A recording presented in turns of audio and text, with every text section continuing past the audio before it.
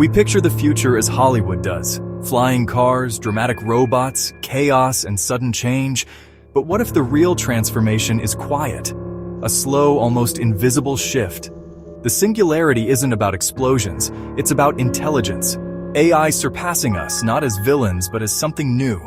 Technology already weaves itself into our lives, quietly guiding us. We rely on it for directions, for connection, for answers. Could this be the path to a future where machines think beyond us? Movies show us conscious machines craving power or revenge, but the real concern is simpler and more unsettling. It's not about evil, it's about extreme competence. Machines following our instructions, sometimes flawed, sometimes misunderstood. The danger isn't malice, it's a relentless, literal pursuit of goals. Imagine a world changed not by a bang, but by a whisper.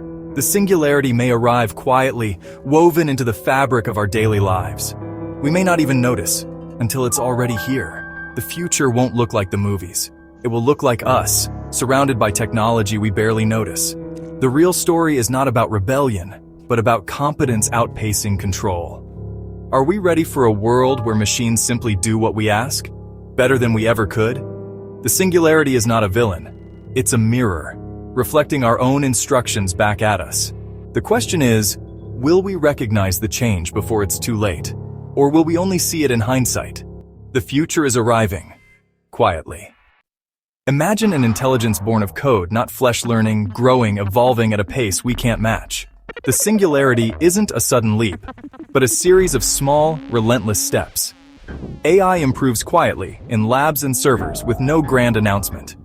One day, it helps with simple tasks. The next, it solves problems we thought impossible.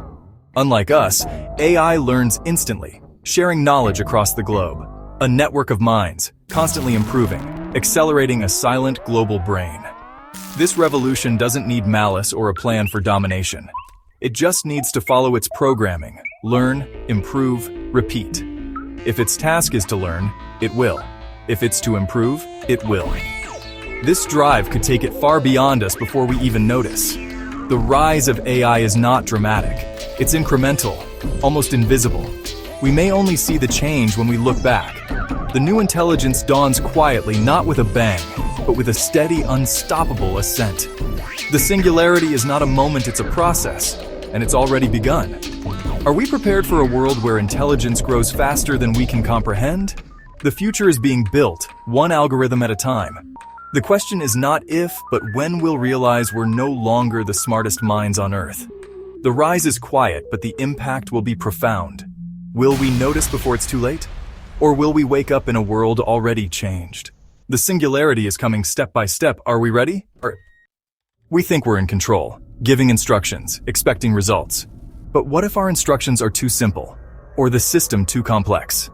A thermostat keeps a room warm, but doesn't understand comfort or safety. Now imagine a superintelligent AI given a simple goal: make paper clips.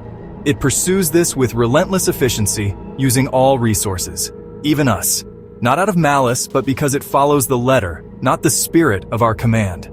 This is the paperclip maximizer, a warning about literal-minded intelligence.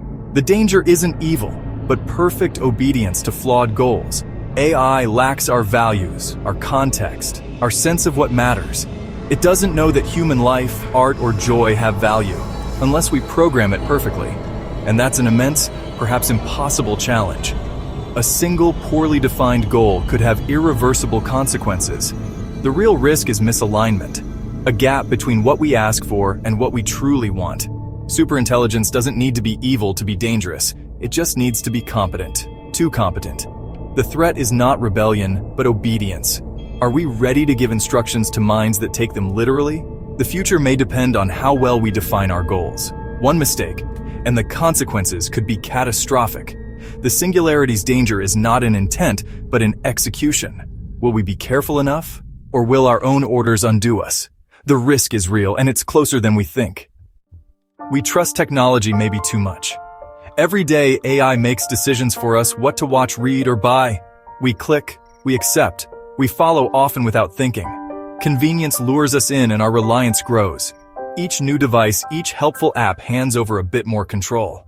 We think we're in charge, but are we? When systems become deeply integrated, turning them off isn't so simple. Control becomes an illusion. Complex systems markets, power grids, logistics are already run by algorithms.